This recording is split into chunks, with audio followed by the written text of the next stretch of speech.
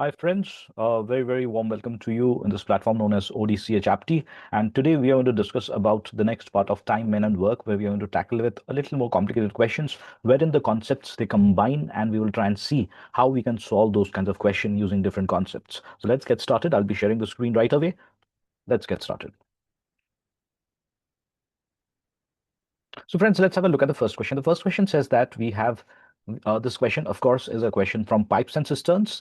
And this question says that the first question talks about three different types which are used to fill a particular tank. Now, these three pipes are named as T1, T2, and T3. And as you can see in the question, it talks about that in the same time that T is going to fill the entire tank. So, suppose I draw three, see, these are the same tank, but I'm drawing it three times for the sake of clarity. So over here, the time that we are going to suppose T1 will fill this tank. In the same time, it talks about T2 is going to fill till here in the same time, right? Which means that the gap over here, as per the question, is 60 because the question says that it is going to fill 60 liters less. So this is 60. And in the same time, that T1 is going to fill it till here. T3 is going to fill till here. This is what T3 is doing. And the gap right now over here is 90. So the gap over here is 90. So I hope this part is clear. Okay. Then it is so said that in another, let's say, time frame where T2 is filling up the entire tank. So now T2 has filled up the entire tank. In the same time, T3 has filled up only so that 40 liters is yet to be filled. So this is where T3 is exactly. And this particular gap right now is 40 liters. Right?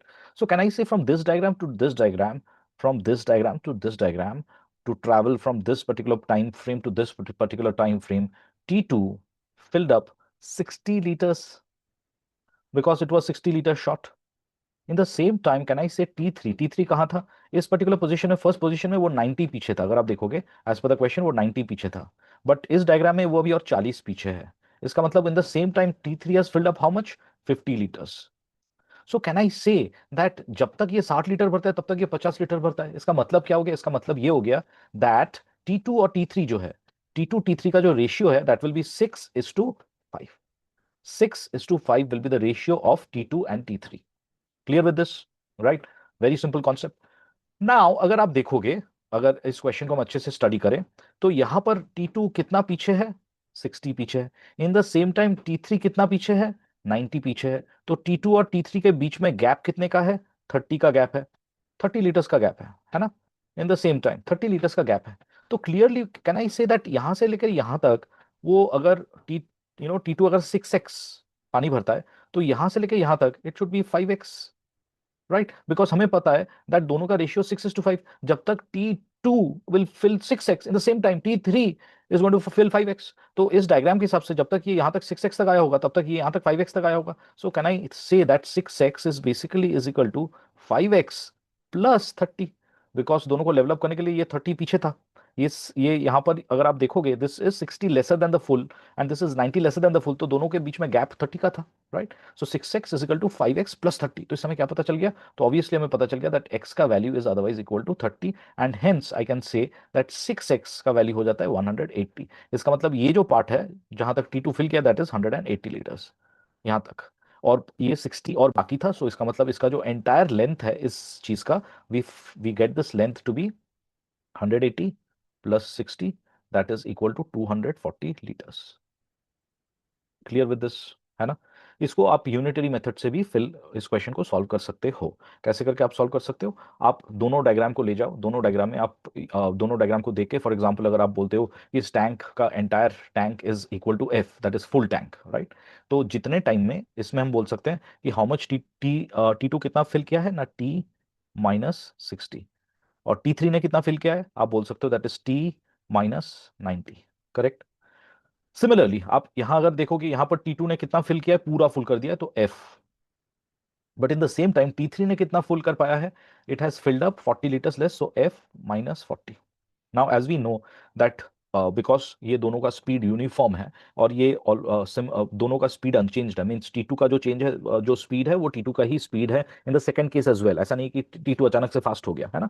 Similarly T three का जो speed है वो भी constant है, T three जिस space से fill कर रहा है टी थ्री उसी स्पेस से सेकंड केस में भी फिल कर रहा है। तो in that case we can see इन दोनों का स्पीड का जो रेशियो वो कांस्टेंट होगा। तो स्पीड का रेशियो अगर कांस्टेंट होगा तो इन दैट केस जो सेकंड सोल्यूशन मैं आपको ऑफर कर रहा हूँ my friends, so in the second solution मैं बोल सकता हूँ दैट एफ -60, जो कि आपका the volume of water that T2 fills in the first case divided by F -90.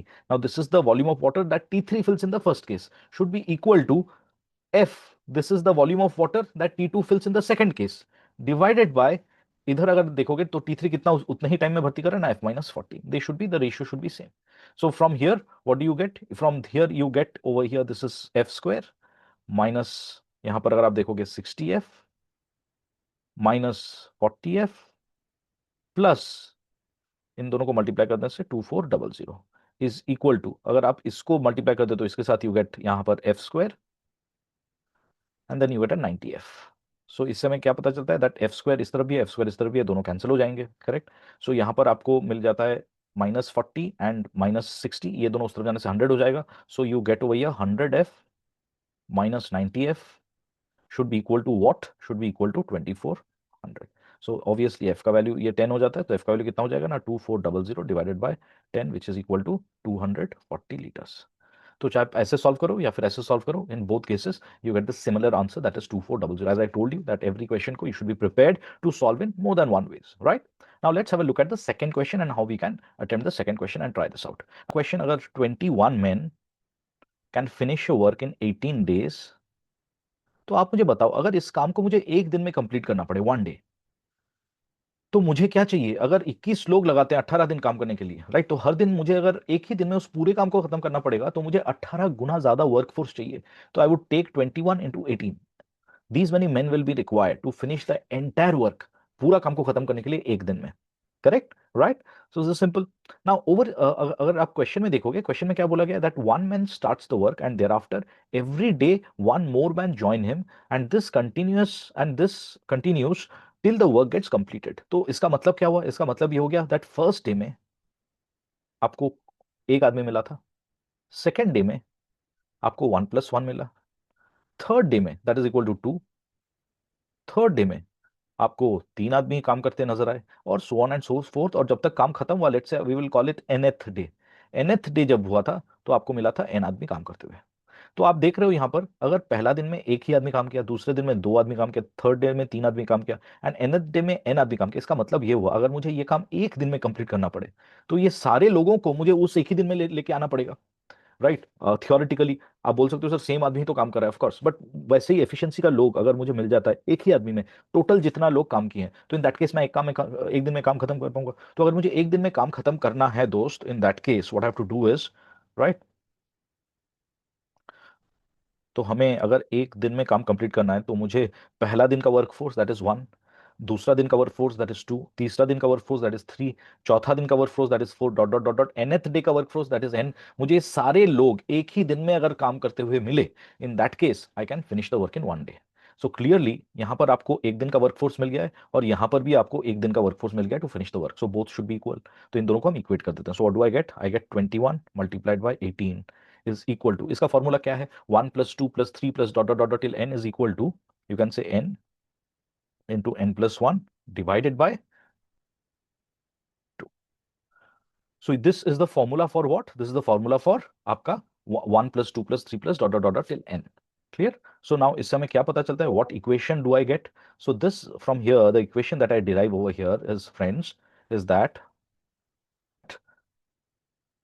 we have 21 multiplied by 36 is equal to n square plus n.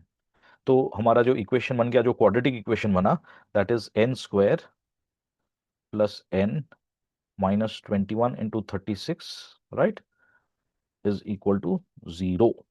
सो यहाँ पर हमें एक डिफरेंस चाहिए, एक जिसका दो नंबर चाहिए, जिसका सम होना चाहिए बेसिकली 1 एंड उनका प्रोडक्ट होना चाहिए 21 इंटू 36। तो अगर आप देखोगे यहाँ पर 21 इज बेसिकली 3 इंटू 7 एंड 36 को आप बोल सकते हो 9 into 4, राइट? तो अगर हम लोग इस दोनों को कॉम्बिनेशन को, that is 3 and 7 is 21 and 4 and 9 is 36, तो मैं अगर इसमें से इसको 21 into 36 को चेंज कर दूं और मैं बोलूं this is 3 into 9 27 and 7 into 4 28, that should do my work. So I get from here, अगर आप जानते हो क्वाड्रेटिक इक्वेशन सॉल्व करना, that's fine, otherwise you can attend the session on quadratic equation, right? Plus 28n minus 27n, right? Minus इसमें हम लोग लिख सकते हैं, इंस्टेड ऑफ 21 into 36 मैं भी लिख सकता हूं 27 into 28, राइट? बिकॉज दोनों सेम ही आपको देगा product. And then from here इस इक्वेशन को यहां पर कंटिन्यू करते हैं. सो अगर आप n को ले जाते हो common, you get n plus 28, और -27 को अगर आप कॉमन ले जाते हो then also you get n plus 28 which is equal to 0. So you get n minus 27 and n plus 28. Obviously n can not be negative, so n का value क्या होगा, 27 ही होगा. So n is equal to 27. 28 लेने से this part अगर zero आप ले लोगे तो नेगेटिव आ जाएगा. सो n इज इक्वल टू 27. तो 27 दिन, इसका मतलब अगर 27 दिन तक काम हुआ तो ही काम खत्म हो पाएगा, राइट? सो n का वैल्यू आ गया आपको 27. सो क्वेश्चन में क्या था, if all the men have the same efficiency then on which day the work gets completed. तो clearly the work gets completed on the 27th day because n का वैल्यू आपको 27 मिला है. So friends, this is the channel wherein we help people competitive exam में जो prepare कर रहे हैं या फिर अपने जॉब के लिए जो प्रिपेयर कर रहे हैं. We are helping them so that they can have an easy ride and they can clear their जो भी एग्जाम्स के उनके बैरियर्स हैं, उनके फाउंडेशंस पे वो काम करके वो अपने एप्टीट्यूड को स्ट्रॉन्ग कर पाए एंड स्ट्रॉन्ग करके वो उस बैरियर को उस तरफ जा पाए जो आज के डेट में उनके हिसाब से एक बैरियर या फिर वॉल बन के है.